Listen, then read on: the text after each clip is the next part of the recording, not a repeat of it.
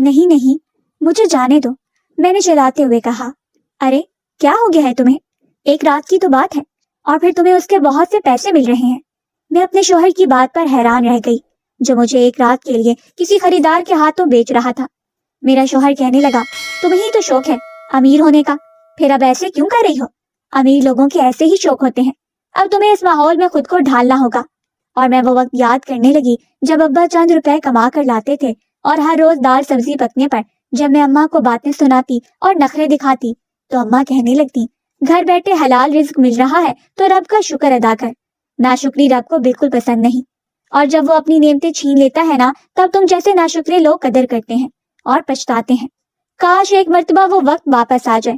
مجھے بھی اب ماں کی بات یاد آ رہی تھی، اور کیسے موقع پہ آئی تھی، تبھی اس لڑکے نے مجھے کندھوں سے تھام کر جھنجھوڑا۔ کیا سوچ رہی ہو جانم؟ چلو میرے ساتھ، تمہارے شوہر نے مجھ سے تمہاری آج رات کے لیے پیسے لیے ہیں۔ وہ ہوس پرست نظروں سے میرے وجود کو تولنے لگا۔ میں جیسے گر جانے والی تھی، لیکن ہمت رکھی اور اسے اپنا آپ چھڑا کر وہاں سے بھاگی تھی۔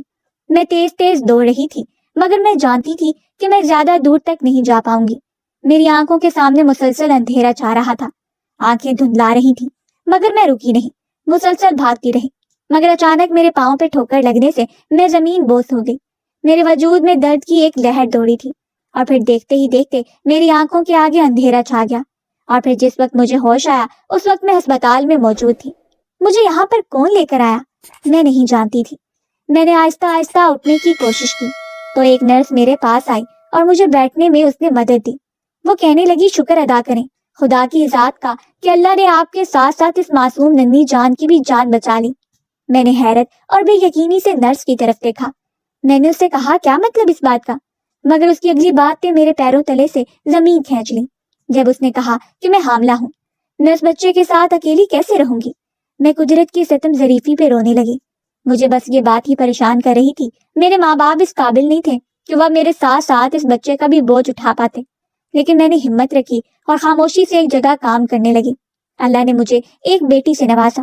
میں اس کو بھی اپنے ساتھ فیکٹری لے جاتی تھی، مگر ایک روز میری ملاقات اپنے شوہر سے ہو گئی۔ اگلے ہی لمحے مجھے معلوم ہوا کہ میری بیٹی تو میرا نام بشرا ہے۔ میں اپنے حالات سے بہت تنگ تھی۔ شاید اس کی وجہ یہ تھی کہ ابا نے صرف گھر کی ضروریات پوری کی تھی۔ میں امیر ہونا چاہتی تھی اور ہر وقت اپنے ماں باپ کو کوستی رہتی۔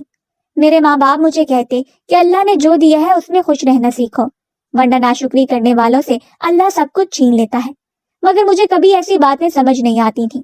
بھلا شکریہ کس بات کا ادا کروں جب پہلے ہی حالات اتنے تنگ ہیں؟ انہی دنوں میرا رشتہ آیا۔ لوگ بہت امیر تھے، مگر نہ جانے کیوں اماں اس رشتے پر راضی نہیں تھی۔ ماؤں کو جیسے الہام ہو جاتا ہے، ویسے ہی شاید میری اماں کو بھی الہام ہو گیا تھا۔ مگر میں نے ضد باندھ لی کہ یہیں پر شادی کرواؤں گی، کیونکہ میرے سسرال والے بہت امیر تھے۔ گھر والوں کو میرے مانتے ہی بنی اور رشتہ طے ہو گیا۔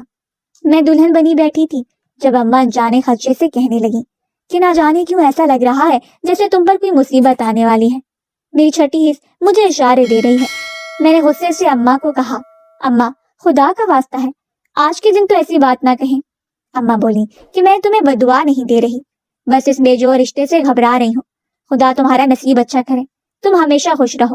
مگر اماں کا خدشہ اس دن سچ ثابت ہوا جس دن میں رخصت ہو کر اپنے سسرال گئی۔ جب میں نے اپنی نندوں کو دیکھا تو ان کا لباس دیکھ کر میں حیران رہ گئی۔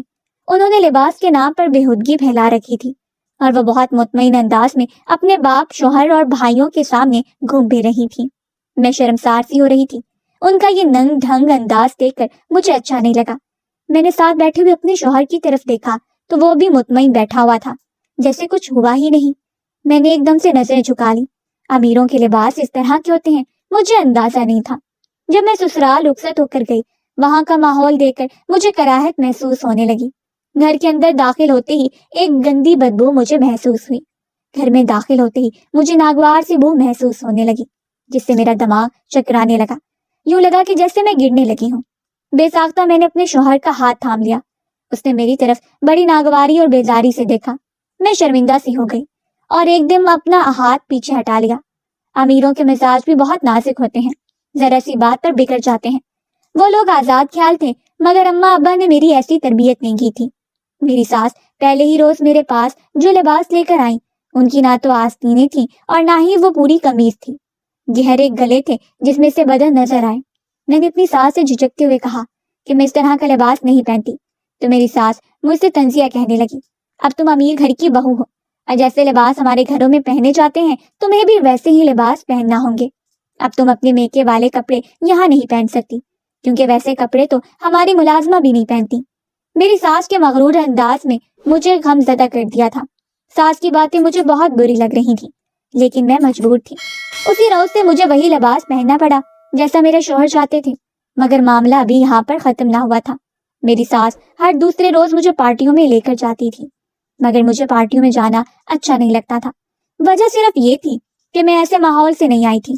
اماں ہمیشہ مجھے کہتی تھی کہ امیروں کے گھر بسنا آسان کام نہیں ہے۔ تمہیں کیا لگتا ہے کہ امیروں کے گھر صرف پیسے ہی ملتے ہیں؟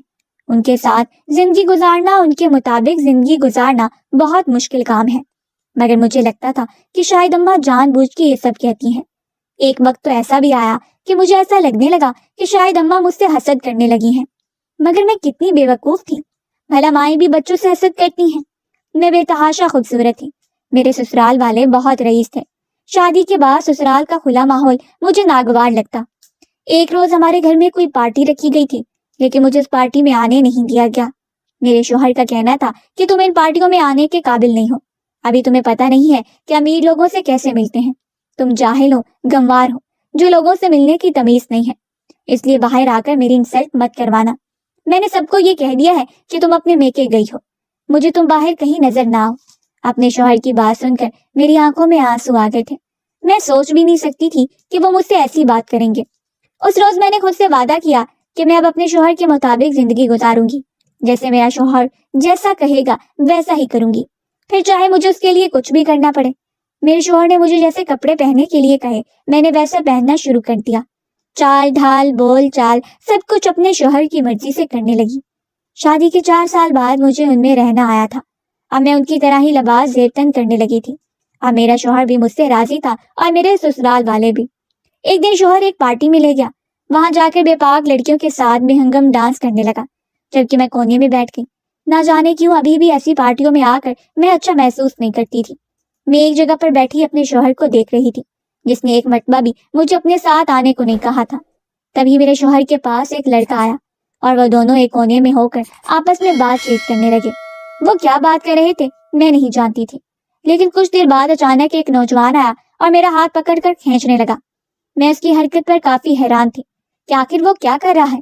مجھے لگا کہ شاید وہ ڈانس کے لیے مجھے بلا رہا ہے۔ میں نے اسے جیسے انکار کیا تو وہ مجھ سے بھڑک اٹھا اور کہنے لگا، تم سمجھتی کیا ہو خود کو؟ ایک تو استعمال شدہ ہو، پھر بھی میں نے تمہارے پیسے دے دیے ہیں۔ میں نے سوالیہ نظروں سے اس کی طرف دیکھا۔ مجھے اس کی بات سمجھ نہیں آ رہی تھی کہ آخر وہ کہنا کیا چاہ رہا ہے۔ اس سے پہلے کہ میں کچھ سمجھ پاتی، اچانک شوہر نے آ کر کان میں ایک ایسی بات کہی کہ میرے پیروں تلے سے زمین نکل گئی، کیونکہ آج رات وہ مجھے اس لڑکے کے آگے بیچ چکا تھا اور ایک رات کے اس نے پیسے دیے تھے۔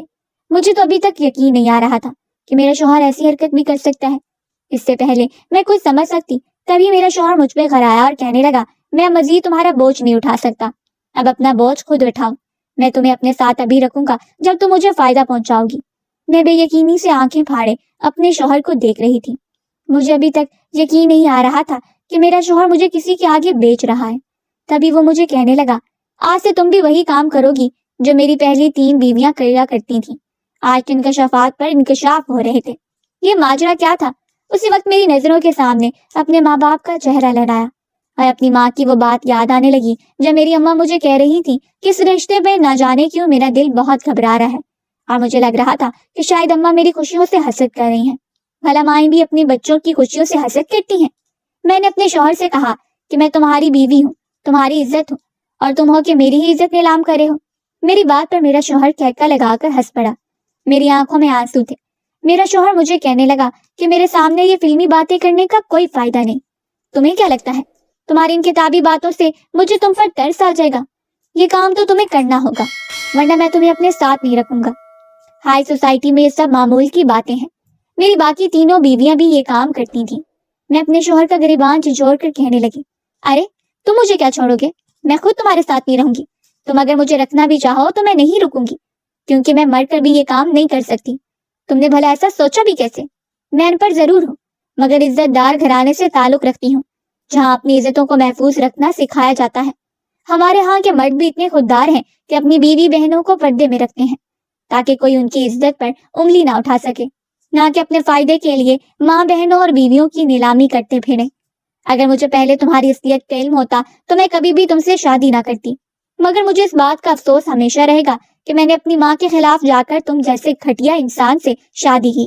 اتنا کہہ کر میں وہاں سے جانے ہی والی تھی جب میرے شوہر نے میرا ہاتھ پکڑ لیا اور مجھے کہنے لگا کہ تم ایسے نہیں جا سکتی، میں نے تمہارے پیسے لے لیے ہیں اور جب تک تم اس لڑکے کو خوش نہیں کرو گی میں تمہیں جانے نہیں دوں گا۔ مگر اسی وقت نہ جانے مجھ میں کہاں سے اتنی ہمت آ گئی کہ میں اپنے شوہر کو دھکا دے کر کلب سے باہر کی طرف بھاگی تھی۔ میرا شوہر اور وہ لڑکا بھی میرے پیچھے بھاگا تھا۔ مجھے تو سمجھ نہیں آ رہی تھی کہ میں کیا کروں۔ مسلسل بھاگنے کی وجہ سے اب میں تھکنے لگی تھی، مجھ میں اتنی ہمت باقی نہیں تھی کہ اب میں مزید بھاگ سکتی۔ تبھی میں منہ کے بل زمین پر گری تھی۔ میں ہسپتال میں تھی جب مجھے ایک نئی خبر ملی تھی کہ میں حاملہ ہوں۔ میرے لیے یہ بہت بڑی خوشی کی بات تھی، مگر میں یہ سوچ کر افسردہ ہو گئی تھی کہ آج اگر میں خود کو نہ بچا پاتی تو اس بچے کا کیا ہوتا، اور اس کا باپ کتنا بدقسمت تھا جس نے اپنی اولاد کی قدر نہ جانی تھی۔ میں نے ایک فیکٹری میں نوکری شروع کر دی۔ میں اپنی بچی کو اور خود کو چھپاتی پھرتی تھی۔ مجھے یہی ڈر تھا کہ کہیں میرا شوہر مجھے ڈھونڈ نہ لے، اور ایک روز میرا ڈر حقیقت میں بدل گیا جب میرے شوہر نے مجھے فیکٹری میں دیکھ لیا۔ میں اپنا چہرہ چھپا کر وہاں سے نکلنے کو تیار تھی جب میرا شوہر میرے سامنے آیا اور میرے ساتھ ایک بچی کو دیکھ کر اس کی آنکھوں میں چمک آئی۔ اس نے فوری طور پر میرے ہاتھوں سے میری بچی کو چھینا۔ میں چیختی چلاتی رہی، پورا عملہ میرے ساتھ کھڑا تھا۔ میں نے اپنے شوہر سے کہا کہ تم نے جو میرے ساتھ کیا وہ کافی نہیں تھا، جو آپ میری بچی کو بھی مجھ سے چھین رہے ہو۔ تبھی وہ کہنے لگا کہ ماں نہ صحیح بیٹی ہی صحیح، جب یہ جوان ہوگی تو اس کو کاروبار پر لکھا دوں گا اور اسے پائی پائی وصول کروں گا۔ میں حیران رہ گئی، مجھے یقین نہیں آ رہا تھا کہ میرا شوہر اس قدر بے حس ہو سکتا ہے۔ مجھے تو لگا تھا کہ شاید وہ بس میرے ہی معاملے میں بے حس ہے، مگر یہاں تو اس نے ہر حد ہی پار کر دی تھی۔ میں مزید برداشت نہیں کر سکتی تھی۔ تبھی میں چیختی ہوئی اس کے پاس پہنچی اور اسے کہا کہ کچھ خیال ہے تمہیں؟ یہ تمہاری سکی اولاد ہے۔ اس نے حیرت اور بے یقینی سے میری طرف دیکھا جیسے اسے یقین نہ آیا ہو۔ 2 سال ہو چکے تھے ہم دونوں نے ایک دوسرے کو کبھی نہیں دیکھا تھا۔ اس نے میری بیٹی کی طرف دیکھا اور کہنے لگا کہ تم جھوٹ بول رہی ہو، ایسا نہیں ہو سکتا، یہ میری بیٹی نہیں ہو سکتی۔ میں طنزیہ مسکرانے لگی اور اسے کہا کہ کاش یہ تمہاری بیٹی نہ ہوتی، کم سے کم مجھے یہ خوف نہ ہوتا کہ تم نے جو کسی کی بیٹیوں کے ساتھ کیا ہے کل کو خدا نخواستہ تمہاری بیٹی کے ساتھ بھی یہ سب ہو سکتا ہے۔ تبھی میرا شوہر مجھے کہنے لگا کہ نہیں، تم جھوٹ بول رہی ہو تاکہ مجھے پھنسا سکو۔ میں نے اس کی طرف حیرانگی سے دیکھا اور کہا کہ میں اتنی کم ظرف نہیں ہوں کہ اپنی بیٹی کا استعمال کروں۔ باپ تو اس کا بے حس نکلا، اب ماں بھی بے حس نکلتی تو اس معصوم پر کیا گزرتی۔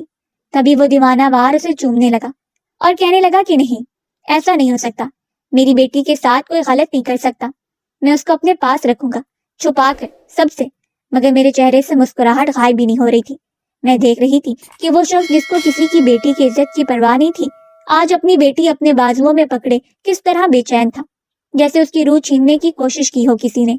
میں نے اسے کہا یہی مکافات عمل ہے، خدا کا بہت غرور تھا نا تمہیں اپنی مردانگی پر، اب دیکھو خدا نے تم سے کیسا بدلہ لیا، تمہارے ہاتھوں میں تمہاری اولاد ہے اور وہ بھی بیٹی کی صورت میں۔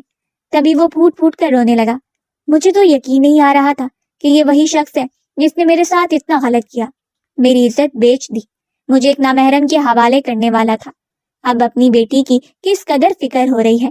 مجھے اس پر غصہ نہیں آ رہا تھا، اس وقت اس پر ترس آ رہا تھا۔ میں نے اسے مخاطب کیا اور کہا کہ تم جانتے ہو مجھے تم پر غصہ نہیں آ رہا بلکہ تم پر ترس آ رہا ہے۔ اس وقت تم کس قدر بے بس لگ رہے ہو، ایسے ہی میں بے بس تھی تب جب تم نے میرا سودا کیا تھا۔ اب تمہیں میری بے بسی کا احساس ہوا ہوگا۔ تمہارے لیے تو یہی سزا کافی ہے کہ تم ساری زندگی اسی ڈر کے ساتھ گزار دو گے کہ جو کچھ تم نے دوسروں کی بیٹیوں کے ساتھ کیا کہیں تمہاری بیٹی کے ساتھ وہ سب نہ ہو۔ میری بات پر وہ میرے پیروں میں گر گیا اور میرے آگے ہاتھ جوڑ لیے اور کہنے لگا کہ مجھے معاف کر دو، تم ایسے مت کہو، ہماری بیٹی کو کچھ نہیں ہوگا، میں اسے کبھی تنہا نہیں چھوڑوں گا۔ تبھی میں نے اس کی آنکھوں میں آنکھیں ڈال کر کہا تم اس کی جتنی حفاظت کرنا چاہتے ہو کر سکتے ہو، لیکن ہو سکتا ہے کہ کل کو جب تم اس کی شادی کرو گے اور اگر اسے بھی تمہارے جیسا شوہر مل گیا تو پھر کیا کرو گے؟ وہاں سے کیسے اس کی عزت اور جان بچاؤ گے؟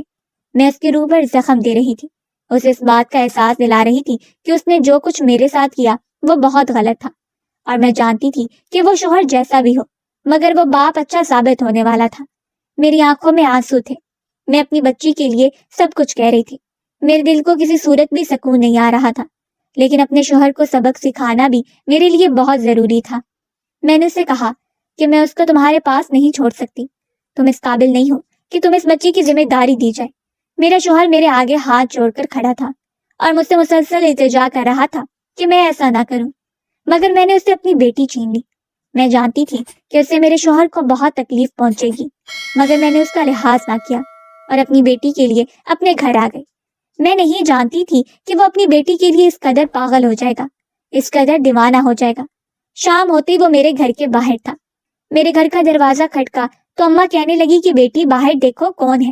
میں صبح سے ہی چپ چپ تھی۔ میں نے اماں کو کچھ نہیں بتایا تھا، کیونکہ میں جانتی تھی کہ اماں یہ دکھ برداشت نہیں کر سکتی تھی۔ میں نے دروازہ کھولا تو سامنے ہی میرا شوہر کھڑا تھا۔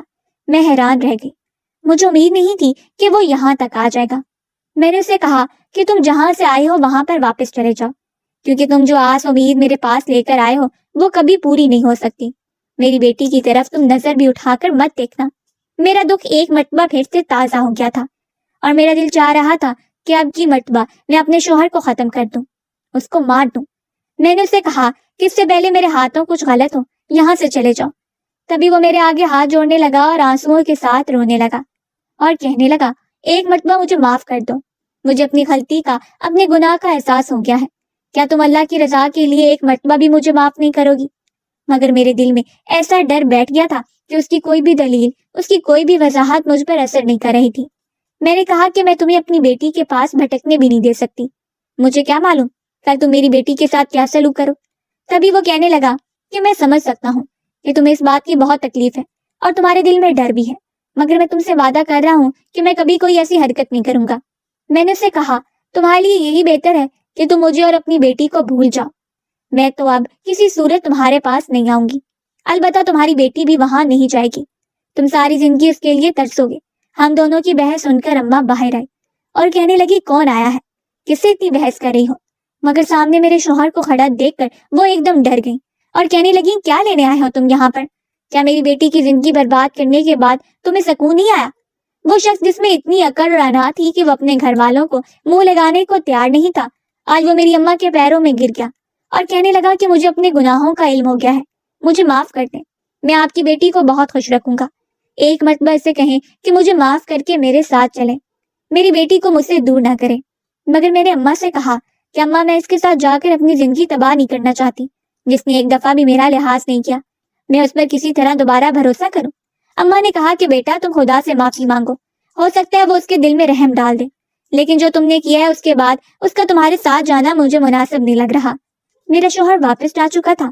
میں نہیں جانتی کل کو میرے دل میں اس کے لیے کوئی گنجائش نکلتی ہے یا نہیں، یا پھر اپنی بیٹی کی خاطر مجھے اپنے شوہر کے ساتھ کو دوبارہ قبول کرنا پڑے گا یا نہیں۔ ابھی میں کچھ نہیں جانتی، لیکن فی الحال میرا یہی اٹل فیصلہ ہے کہ میں اپنی بیٹی کی پرورش اکیلے کروں گی اور اس گھر میں نہیں جاؤں گی۔